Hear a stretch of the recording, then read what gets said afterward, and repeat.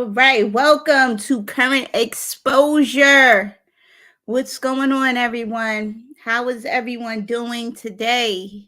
We have a nice show lined up this evening. We're going to be having an open discussion about local politics, what's going on in Newark, and what are people doing about it. Our guest this evening will be Chairman Shaka Zulu of the New African Black Panther Party. We'll talk about the organization too, what it does, how they're operating in the community, and all that good stuff, and get into the comments too. Hello, Chairman Zulu. All power to the people. How you doing? I'm all right. It's good to see you. No doubt. It's been a long time. I'm glad that we could finally conduct this interview. Yes. Also, let me let people know if you want to call in 973-963-5012. If you want to talk to Comrade Chairman Shaka Zulu, let's do it. So, how long has the New African Black Panther Party been around? And is this a child of the Black Panther Party, like a spinoff or a seed? All power to the people. First, let me thank Covered Exposure for giving us the opportunity to explain our politics and how they function on a day-to-day basis in the community and across the country. The New African Black Panther Party was founded in the prison cell. It was founded in 2005 by myself and another prisoner in the state of Virginia. The objective was not only to rehash or rehabilitate the original Black Panther Party, the objective was to find a militant outlet from which a lot of prisoners can express their grievances politically. In the prison Mm, system at the time, when I was there, you had various organizations, Nation of Islam, you had the Afrocentric Brothers, you had the Black Panther Brothers. And mm-hmm. I decided to align myself, my activities, my values, my ethics with the Black Panther Party brothers. And so when we founded the New African Black Panther Party, we initially asked for the support of original Black Panthers. And so Mm-hmm. we got the okay from Suniati Akoli, we got the okay from Mumia Abu Jamal, we got the okay from Jalil Mutakin. All three of these political prisoners at that time, two of them are home now, also wrote for our newsletters and contributed to the two books that we initially put out explaining what the organization was about. Okay. So you guys have been around since 2005. You've got the blessings of the original members, right? Am I correct? All power to the people. Okay. And now why create something new and just not be the Black Panthers? Well, we didn't create anything new. Okay. When we founded the New African Black Panther Party, we modeled it on the original Black Panther Party. We have the Okay. same we have the same 10-point program the original Black Panther Party have. We have the Okay. same rules and regulations that that the original Black Panther Party have. We also have the same structure of that the or infrastructure that the original Black Panther Party had, which is we operate according to central committee, according to branch committee, according to unit committees. We don't operate as one person make a decision. And the original Black Okay. Panther Party called that democratic centralism. And that's how our organization operates as well. Oh, okay. Now, are you guys connected with the new Black Panther Party too, or is that the same entity as well? Well, it's not the same entity. And some years ago, we came out in support Uh-huh. of Brother Daruba Ben Wahad, who was assaulted by some elements of the new Black Panther Party. Wow. And we said that we stand on the side of the original Black Panther Party, its ideology and its practice. The original Panthers have Mm, denounced the new Black Panther Party, all the way down from Bobby Seale to the comrades in New York and California, across the country, because of its practice. Their ideology is not our ideology. They have more of a religious Black nationalist ideology.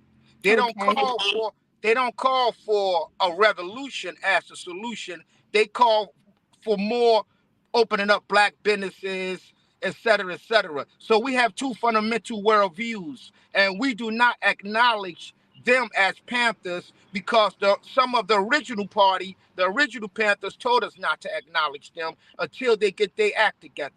Wow, that's deep. I didn't know that.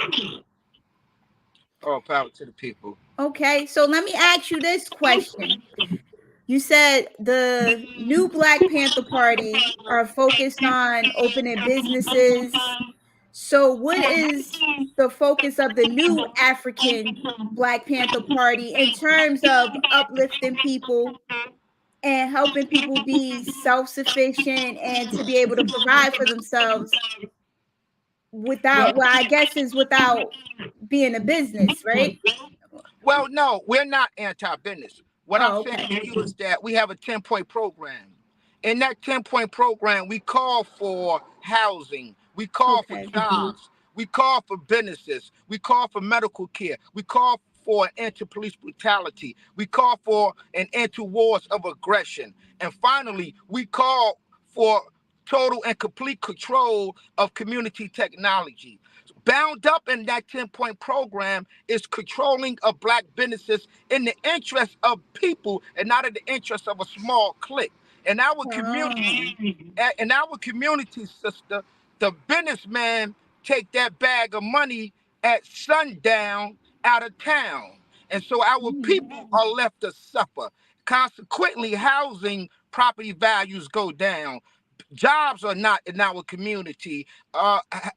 People who open businesses should have an obligation to contribute to the beautifying and uplifting of that community. We're not saying businesses should not be established. We're saying responsible businesses are also responsible to the community in which they operate.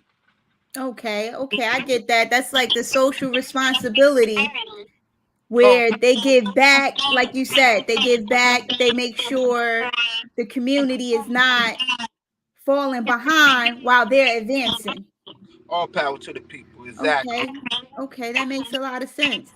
So now what type of other programs do you all do in the community? I know I saw food distribution going Great. on. I see a lot of that going on. Great question, sister. Well, we have a number of programs right now since we are a new organization in Uh-huh. society, meaning that I came home from prison 4 years ago. And I brought this organization from the prison cell to the streets. And what we have developed since then have been a number of programs we know and the community know to be critical. And one of those programs is the food distribution all around the country, especially here in these urban areas, Newark in particular, there is a food desert. Our people can't buy good peppers Mhm. because the businessman is keeping them on the shelf too long. Wow.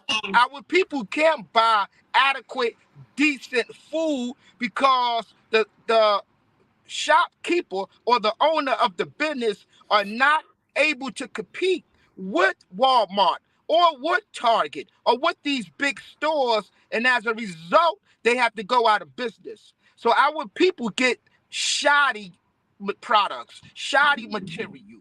We go to these bodegas in our community and catch high blood pressure. We Mm.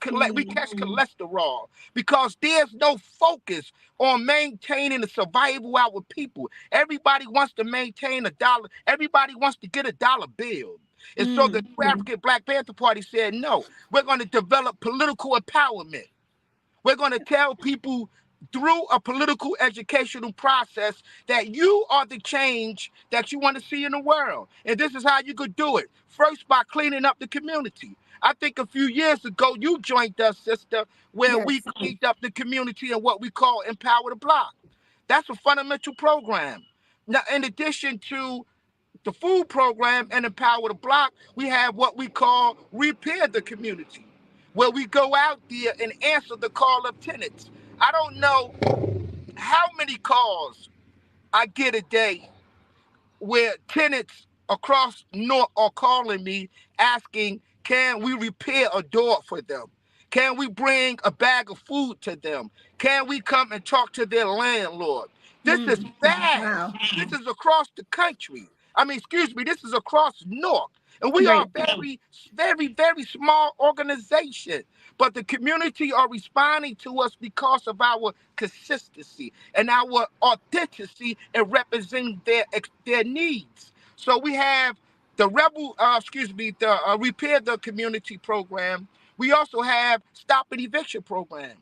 We went to a number of places that were not broadcast and stopped the police from getting involved in evicting tenants by simply saying this is a civil matter. You have Wow. no right to be here. The police should not be weaponized against tenants who are about to be thrown out of their housing. Where they gonna go? At Penn Station? Where they Right. gonna sleep? In a park bench somewhere?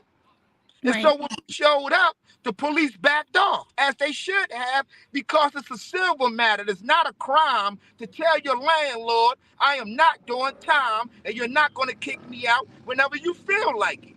Right.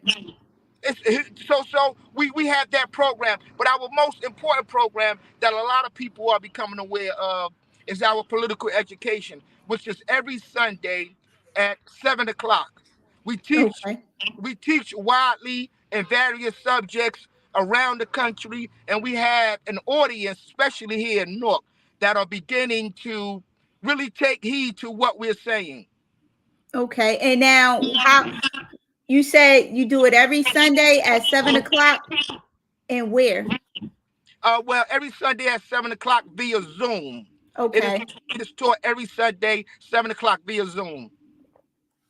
Now, you also have a center, a physical location where people can come to, and I know you've done the food distributions there. Can you tell us about the location? All power to the people. We believe, like I said, our 10-point program, point number 5, state that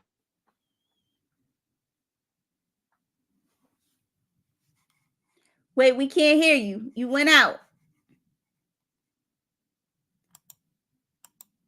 Wait, your mic. Hold up, your mic. We still can't hear you. It's on. Hold up. Let me see. It's not on mute on our end.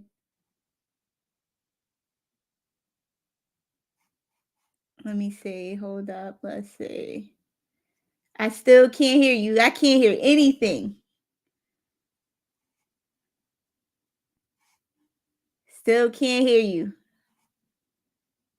All right. We have to get the chairman back. Give us a second, people. Hold on one second. Again, get into the comments. Are you back? We still can't hear you. Wait, let me see. I think try to jump back on. Hold up. Okay. We still can't hear you. Something mute. Something is mute on your end. Let me see. Hold on.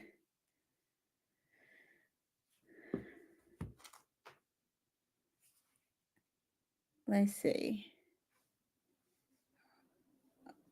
Yeah, we still no sound.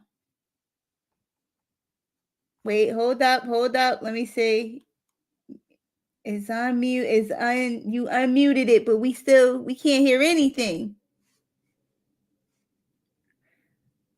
Hold up. We were getting in, you were getting into it too.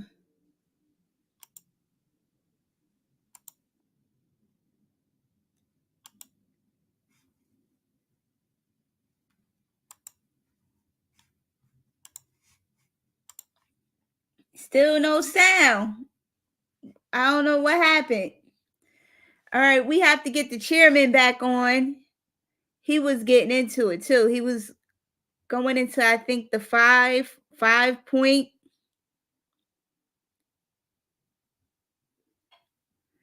Let's see. Hold on. Let's see if we could get the chairman back on.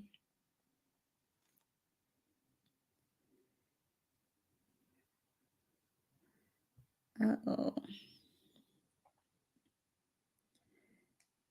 Okay.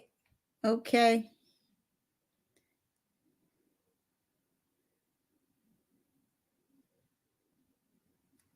All right. Let's see if we can hear. All right, you're back. Now you were getting into the 5 point. You said People. Well, I was talking about the community center, and right. I raised the cry that housing and property in our community should be owned collectively and communally by the people that live there. One of the great attributes of our people is sharing, is having a little bit of resources and sharing it with our neighbor down the street. That is an old principle. It is called Right. socialism. We have done it throughout our journey here I in these agree with that. communities. And one of the things that we have gotten away from was looking at our neighbor as a brother and sister. And so the community center will serve as a liberation school. Its doors will be open to the garbage truck worker. Its doors will be open to the teachers. Its doors will be open to the trauma experts. Its doors will be open to every facet of our community that wants to empower our people in such a way that they become freedom fighters in the sense that they take control of the politics, the economics, the social and cultural dynamics of their community. Okay, so let me ask you this question. I agree with you about the socialism, especially in Newark. That's how it worked. Everyone helped each other within the community because we, weren't supported outside of the community. So we were all each other had. Oh, power to the And we appreciated each other more when we had the opposition, holding us down. But now it's totally different. And it's not, I don't think the opposition disappeared. It's just an illusion that the opposition disappeared. And now I see how we're separate. Like you said, we don't look at each other as brothers and sisters anymore. It's so much of this false idea of individualism, but people aren't really the individuals that they claim or pretend to be because they're just following the trend of being divided and divisive amongst each other all and power, acting like we don't know each other anymore. all power to the people. So, my question to you now, you brought up housing, which is a hot button in Newark. It's just and it's touchy because some people have a place to live and some people don't, and everybody's acting like that's okay, and it's not. So with the housing situation, how do we get to a point of owning the property within the community and being able to upkeep that property? Where are we going to get the money? Where are we going to get the skills and the labor to All keep power, that going? all power to the people. Let me answer the first part of your question about the individualism, and then I segue right into the second part. I remember sitting in that prison cell system and reading the autobiography of Frederick Douglass. Mm-hmm. And he said that whenever he and his former slaves would visit another slave master's plantation, he said that the two slave masters would go and meet and talk tactics, strategy, and work ways out to further exploit them. Whereas the slaves one from Jackson's plantation and one from Johnson's plantation. They would be outside arguing and fighting each other over whose slave master is better. One would say, well, Wow. my slave master give me hand-me-down pants in the wintertime. And the other slave would say, well, my slave master give me weekends off so I could practice Christianity. And Frederick Douglass said the arguments we get so intense that they will start throwing blows, protecting the image and dignity of the slave master. And this is what Wow. we have going on today, sister, and not only in Newark, New Jersey, but around the country. Our brothers and sisters must understand that we are not free. I don't care how many blacks or black faces are in high places. The vast majority of Norkers live at the bottom or underneath of the poverty line. Housing in Newark should be cooperatively or communally owned. We should not be at this point where housing it 90 well, I'm not going to say 95%. I would say a great deal of housing in Newark are owned by investors on Wall Street. They Mm. use the money that they get from the tenants to pay their investors. But Newark has a Wow. tradition of resistance.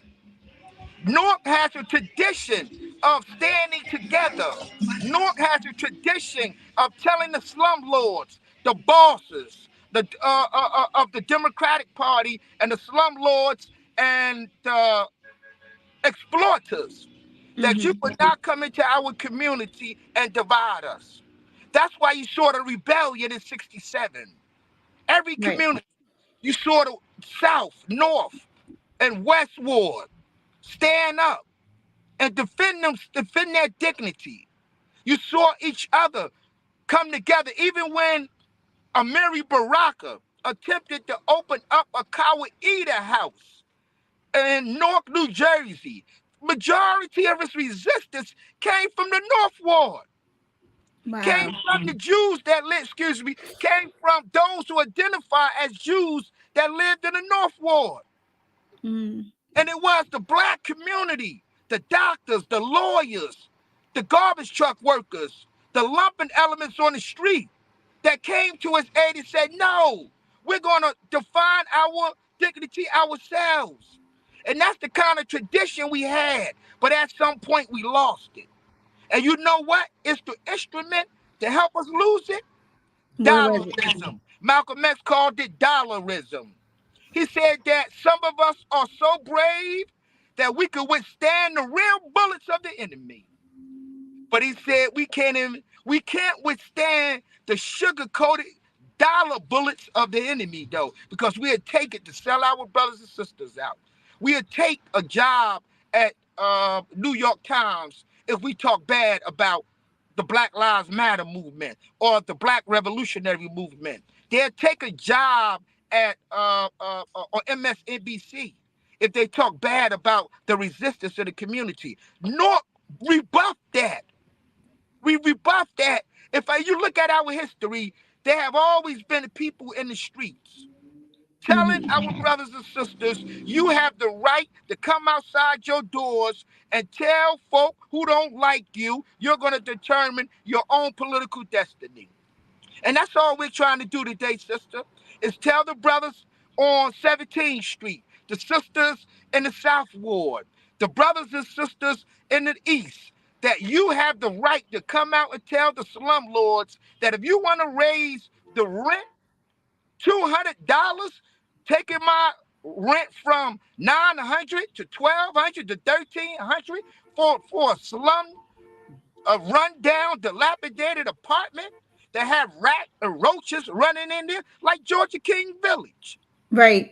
Them people can't sleep at night unless a roach fall off the ceiling. A sister can't Wow. grab her remote control and watch Netflix because the rat done ate the remote control. It's Georgia it's King, sad. Georgia King Village is a model of how our communities have become incubators of careers rather than incubators of liberation. Wow. So let me ask you, going to Georgia King Village, since we brought that up. Deplorable living conditions, uninhabitable. And I say that because I've actually been there and I've seen it with my own eyes. All I've power to the people. seen the water damage from the pipes bursting in the walls. I've seen the mold or and other identifiable stuff growing from out of the walls because of the water. You Oh, know, you're hearing feedback? no. I hear you, sister. Can you hear me? Oh no, Patricia. Patience says she hears feedback. Oh, all power to the people. Hold on, Okay. let me. But yeah, I've seen all of that. But and these people, I realized, which I didn't know until it was brought to my attention, that they've been experiencing these living conditions for decades, for over 2 decades now. And my question to you is, how do you help people that has endured and got content? I'm not saying they like it like that or they want it like that, but where's the fight? Where's the stand up? All power to the people. But think about it this way, sister. If you take an elephant, a baby elephant, out of the forest, out of the natural habitat, and you Hmm. put that baby forest in the basement of a housing complex, you put a chain around that baby elephant feet, and you leave that elephant in that condition for 7 years. And one day you take the chains off and say, there's the back door, run free, elephant. What do you think is going to happen? That elephant psychologically was conditioned to remain in that place, to remain in that condition of Hmm. subjugation and humiliation. And our people have been wild and bamboozled by the black political elite class to Wow. expect hope from the Democratic Party, to expect a hope from corporate America. And that have confined us psychologically to a politics that only ends up rotating us between what Malcolm X called two dead presidents, one in the Wow. Democratic Party and one in the Republican Party. And that's who we honor and respect. We don't honor and respect the brothers and sisters on the street corner who have an idea, who may be a little bit unprofessional in how they tell us what the conditions are. So we need to go to the masses of the people. We need to tell them what the tenant book state. It states explicitly, sister, and this is not Chairman Shaka Zulu saying this. It states that if the landlord cannot fix Hmm. adequately an apartment, then the money should be withheld, put in some kind of account until the landlord can fix it, and or if someone comes to fix a dilapidated thing in an apartment, that money Right. can go to them. And so the people need to be educated on what they can do. They need to know they can withhold their money, and God is not going to come from heaven and kick them out, because these are men that are making these decisions to have them evicted. And there are men out there that can make decisions to stop the eviction. And that's what we're trying to educate people about. Just because a man come in blue doesn't mean you have to run. Just Right. because a politician tells you he owns this house, or we're making rules so that you can be evicted, doesn't mean you have to be evicted. We have to rely on what we have always relied on, sister, and that is community power. Community power is the answer to all of our problems, because I don't care how strong the police are, I don't care how strong the military is, I don't care how strong of a popularity that Murphy or any other politician may have. They Right. cannot withstand the power of the people. And so Wow. we could get the people in the streets, we could get the people organized, we could get the people politicized, agitated, educated. We'll get some action in the streets then. Wow. So, mm, now what do you say to people? who are afraid Good to question. step out and get caught up all in the legal system, because right now I know that's my situation for standing up for myself and exercising my rights. Is just they wrap you up, even if they do false complaints, you still get wrapped up. And what do you say to people? Because that's not Well, easy. I would say, thank you for that question, sister.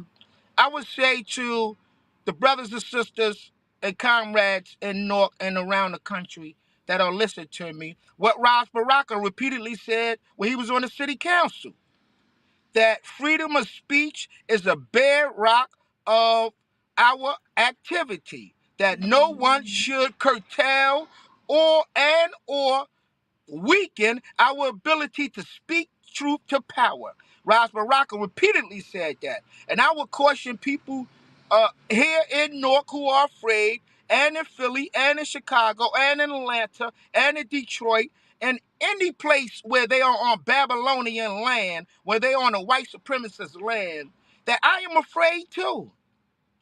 Nat Turner was afraid. Harriet Tubman was afraid. Malcolm X was afraid.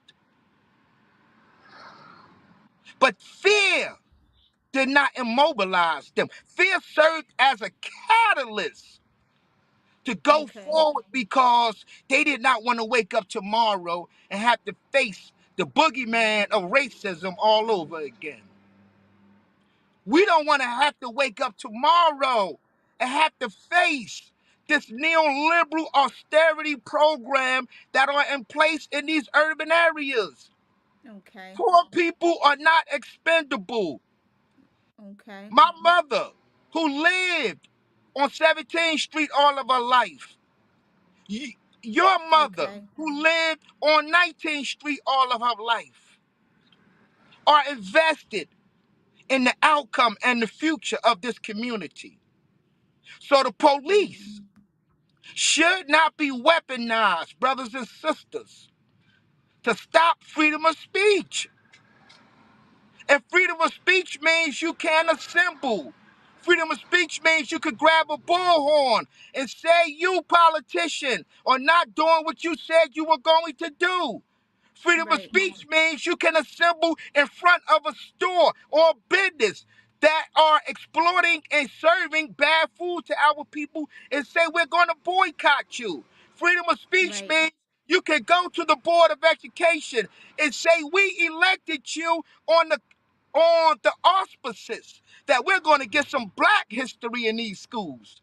We elected you on the auspices that we're going to get some equality in these schools. Not that the charter school is going to become the fundamental driving force in our kids' education, but that public education was going to be used as a bedrock to lift Mm-hmm. our people up.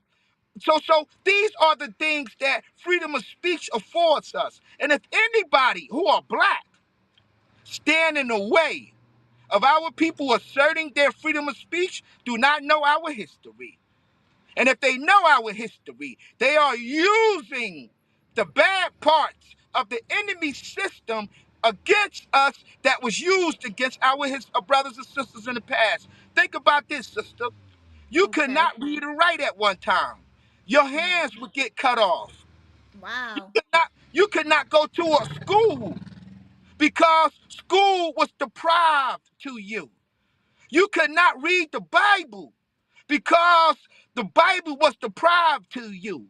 You could not be a scientist. You could not be a doctor in this country because they saw that, I mean, the enemy, the white supremacist institutions, as a threat to their power, to their dominance, subjugation, and control of our people. So reading is a fundamental tool of liberation. And if we can't speak our word, then we are silent. And we are silent on the conditions in our people. So I mean, the conditions of Wow. our people. So I would advise everybody that'll listen to me. I don't care if there's 10 people standing over you or there's one person standing over you. Speak truth to power, brothers and sisters, because that's the only way to bring visibility to the material conditions that are hurting our people today. Wow. Mm. That see and I hear you with that, but it just seems like I don't know. Well, it is hard. Let me say this, sister. Everybody's going through so much, right? So many injustices out here. So many that you would think that would be enough for people to be out more out in the streets, sick and tired of what's going on. But it's like I'm not seeing that. And I'm not understanding why. Because I get that energy on when it's like you talked about the two slaves getting into a fist fight over whose master treats them better. I see more of that than addressing the actual issues. I don't see people at the courthouse where there's like thousands of evictions occurring.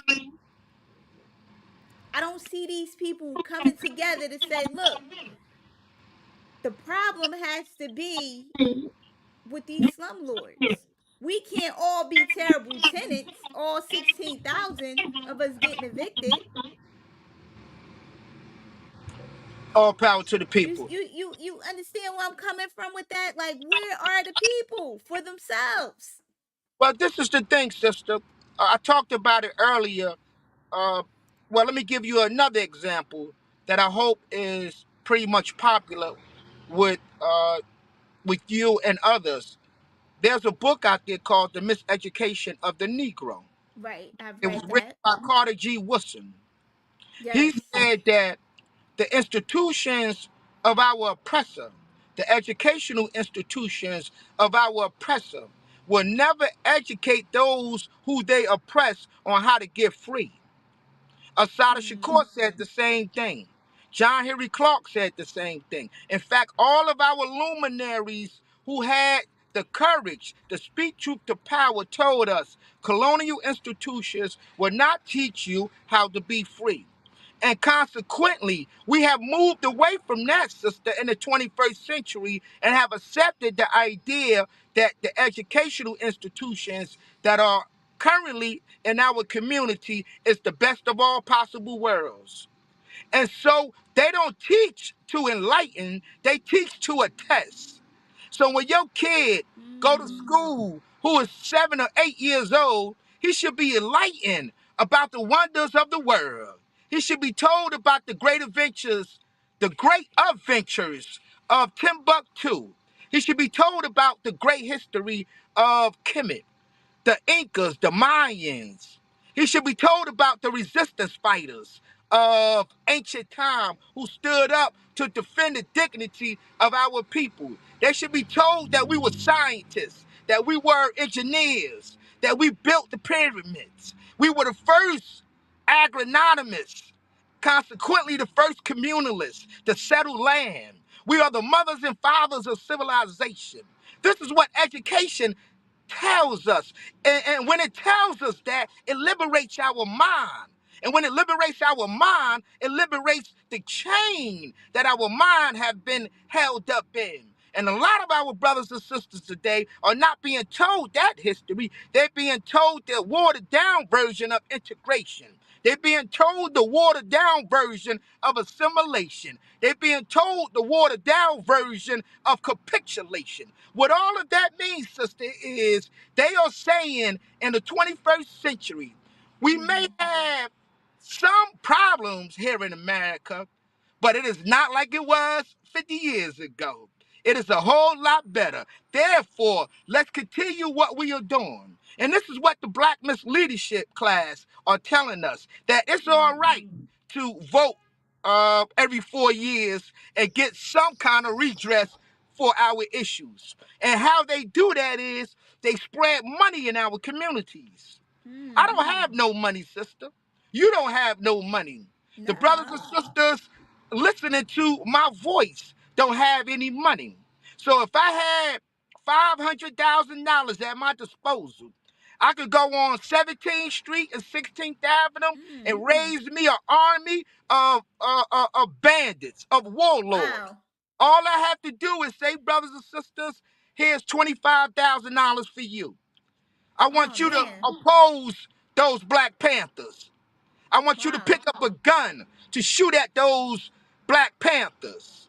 And then that ignorant brother who doesn't have any understanding of the dynamics of white supremacy and how they operate in our community will pick up a gun and shoot down someone who is doing something positive because they are incentivized by a dollar bill and not incentivized by the love of protecting our brothers and sisters in the community. Look at it from this perspective. Wow. You ask, where are the activists in Newark? A Right. lot That of them, too. a lot of them are part of nonprofits today. And Oh. when you become a part of a nonprofit, sister, it has rules and regulations that curtail or hem in what you can do.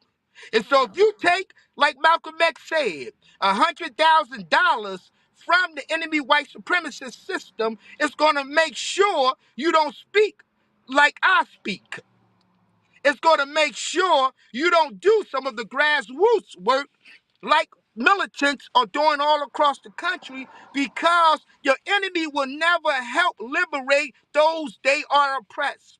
And so Oh, people want okay. that big car, sister. They want that house. They don't have to live in Newark. You see what I'm saying? Wow. So a nonprofit can determine who live in the suites or who live on the streets. And a lot Wow. of our brothers and sisters that are intellectually inclined, that know North is not the best that it could be, have compromised their integrity for the dollar bill. So they are upset at me because I raised the cry, people before profit. They are upset at me because I raised the cry, housing over money.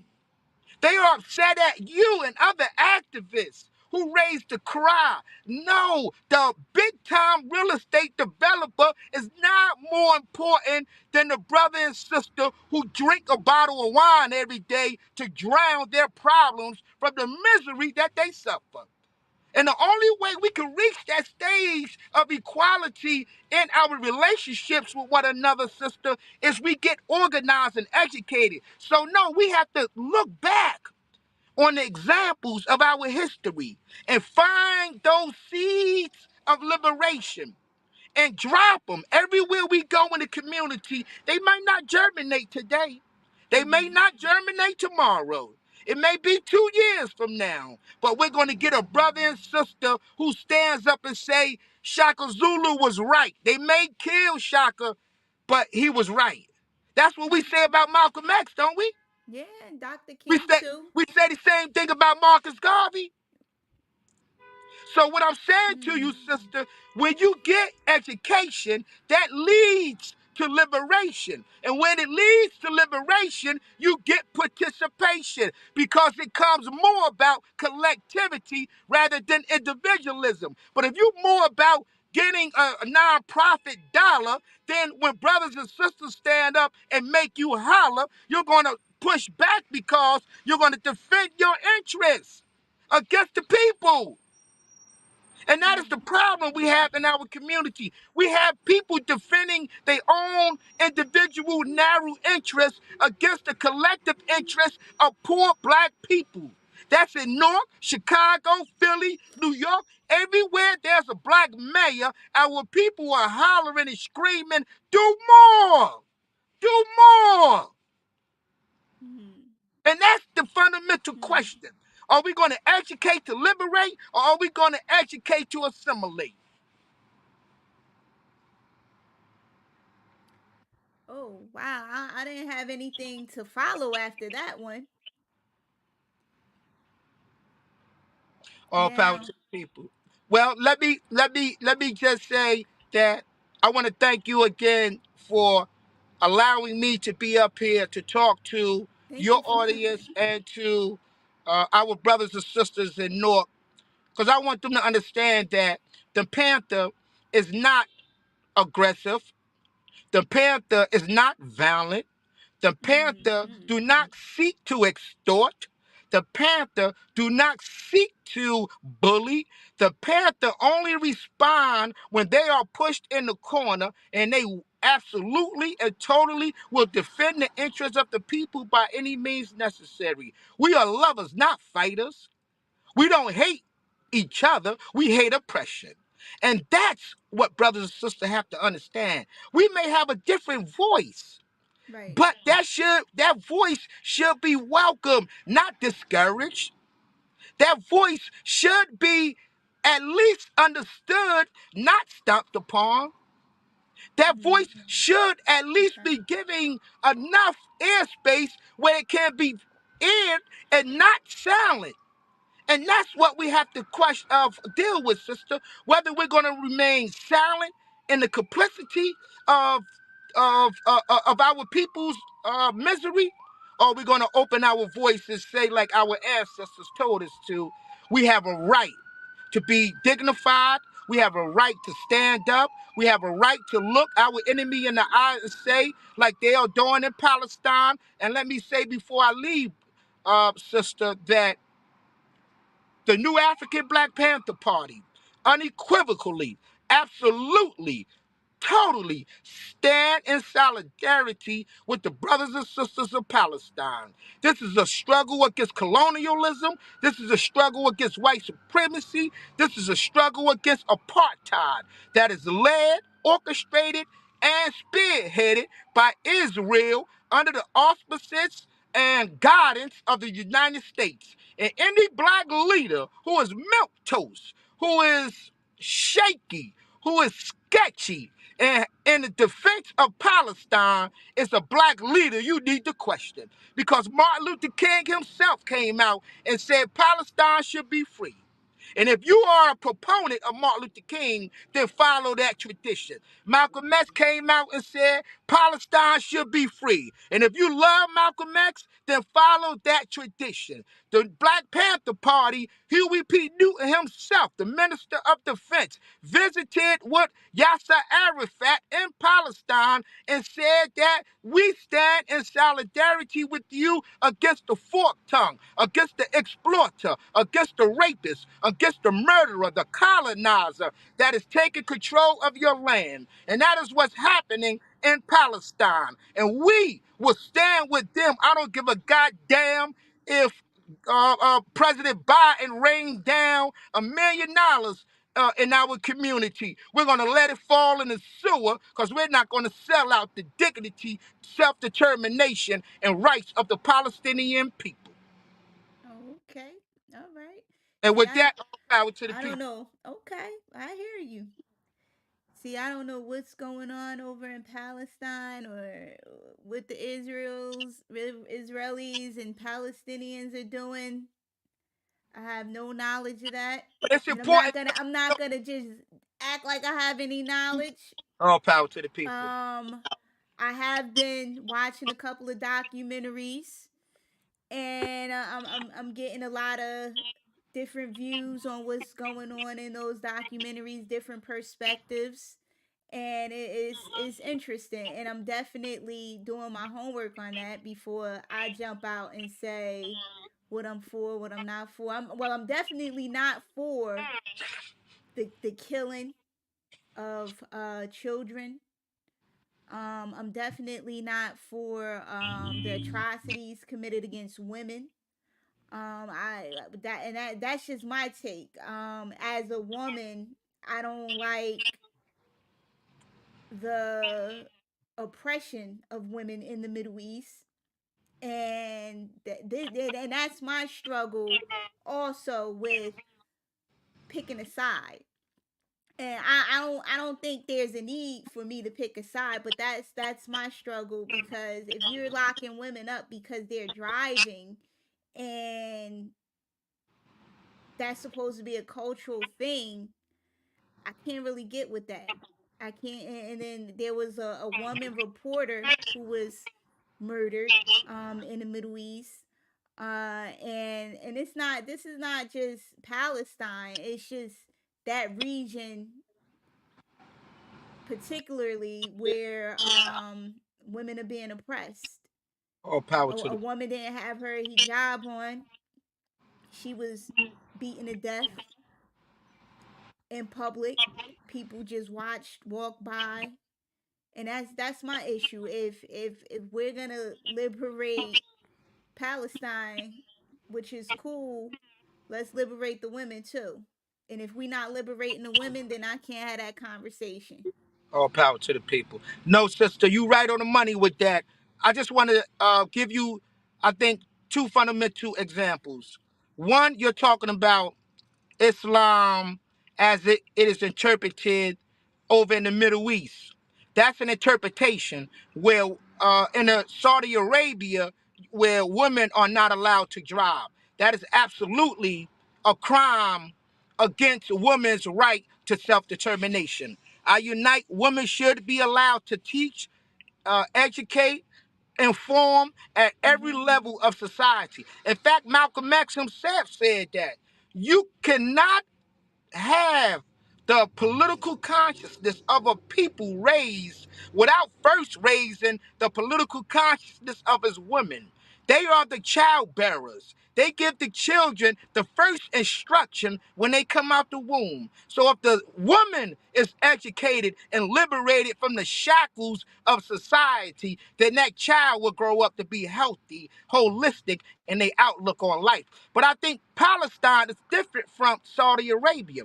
Palestine, in Okay. fact, sister, the women over there are doctors, or lawyers, or educators. They are in control of their own self-determination because that is an anti-colonial struggle. They have a political understanding of their role in society. Okay. Consequently, they are a bit more free in their expression as a woman in Palestine. But what is happening and I just want to be absolutely clear that babies dying on both sides are wrong. Right, man. That's crazy. Israel, That's what Israel, the Russians did in the World War. They went in, they were throwing babies out the window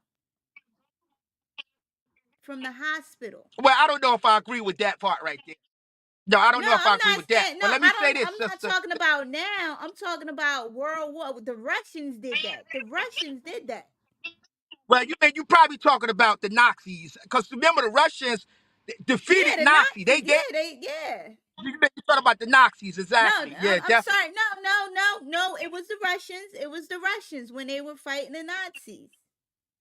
The Okay, okay. Russians did that. I'm just not familiar with that part of the history. But let me say this, sister, that right now in Israel, they have over 300 babies that are in prison. They have over 6,000, Wow. 6,000 women that are locked up on what they call the Detention Act. That means that Israeli soldier can go into a village in Palestine, lock up a woman, take her over to Israel without any charge, and she can be Wow. held in that detention for years on end. So they got 6,000 people in that kind of limbo, and on top of Mm. 12,000 prisoners that are locked up in Israel from Palestine, all because they said we want to control our land. So there is a side that should be picked, and that is the side of people who are fighting against a behemoth monster, and that monster is Israel. Israel control their water, their electricity, control who can come into their port, their sea, who can fly in their ear, what kind of Wow. what kind of products they could plant in the land. In fact, their olive trees in Palestine was cut down by Israel in order to put up an electric gate to keep Palestinians from going into their land. So no, sister, we got to choose the side of the people who are fighting back for freedom. All power to the people. I hear you. I hear you. Now, how did it get to this point? How did Good Israel get question. to the point of controlling the water? Was it like a situation like in Newark where, like Georgia King Village, people stopped Yes, it fighting and they got was. comfortable and complacent, and now is Newark heading in that direction? I just don't see that. I Well, don't let me make this see. connection for you right here, sister. That water here in Newark is just as important as water in Palestine. Okay. The Red Sea that borders Palestine is controlled by Israel. Israel tells them how much water they could drink a day because they turn on and off the faucet. The same way in these urban areas. We don't control our water. We don't control our electricity. These are instruments, products that are controlled by institutions that only want to make money, maximize the dollar bill. So what we Mm-hmm. have to do is come up with a way, sister, where we could control the electricity in our community. We could do stuff like that. We could control the housing, the vacant lots. We could turn those into housing for poor people. There are ways where we could control the instruments, but first it starts with political education. Okay. Okay. And this is what you guys give on Sundays on Zoom, right? All power to the people. Every Sunday at 7 o'clock, we give out political education. The Hassan Shakur political education class. Okay. Okay. All right. Well, thank you, So sister. that's And this this has was been wonderful. We've been fighting to get this interview done. I apologize. yeah, My schedule is pretty hectic, as you know. right. So I'm glad I could do this, and I will come back anytime you invite me. Okay, so is there any final words you want to tell people in Newark about housing or food distribution that you'll be doing or anything else, or how to contact you and connect with your organization? All power to the people. Uh, I would like to invite brothers and sisters every Wednesday from 11 to 2 at the Hassan Shakur Community Center. Our food distribution. We have what we call Panthers in training. Our volunteers come, they help, they participate. All of this on a strength and not because of a dollar bill. So every week at 11 to 2 on Wednesdays we have our food program. We're going to be having on Thursdays revolutionary political education, where we're going to talk about tenant rights from a revolutionary point of view, where we're going to talk about people's rights when they encounter the police, what kind of rights are afforded them. We're going to talk about the conditions of businesses in our community and what are their roles. We're going to definitely speak to violence, black on black violence, white on black violence, institutional violence, trauma. We're going to address the whole gamut because we need to throw this whole system into the water and build something that are more akin to justice, love, and humanity. So, no, you can contact us via Facebook and Instagram, the new African Black Panther Party page, United Panther Movement page, Zulu Sharad page, the Rainbow Coalition page. And I want to finally give a strong shout out to our Rainbow Coalition, those great brothers and sisters of all nationalities who have decided to draw a line in the sand and say, we're not going to allow the white man or the forked tongue or the imperialists to divide us. So our Chicano brothers and sisters in the brown beret, all power to the people. Our brothers and sisters in American Indian movement, all power to the people. Our brothers and sisters in the Young Lords Puerto Rican movement, all power to the people. Our brothers and sisters in Surge, all power to the people. Our brothers and sisters in the Poor People's Human Rights Campaign out of Philadelphia, all power to the people. And those who haven't mentioned, all power to the people. Thank you, sister. All right, thank you. That was Chairman Zulu Sharad of the new African Black Panther Party, established in 2005, still going, still present in the community, fighting housing issues, political issues, police brutality issues. and all other types of oppression. Thank you, Chairman. All power to the people. All right. I hope you all enjoyed this show. This is Current Exposure. I didn't see too many people get into the comments. I would have loved some more of a dialogue this evening or a conversation. It was an open discussion, but I know some people were probably shy and wanted to see what was happening. But we'll bring the chairman on sometime down the road again, and hopefully people can engage and interact, ask questions. But until next time, peace.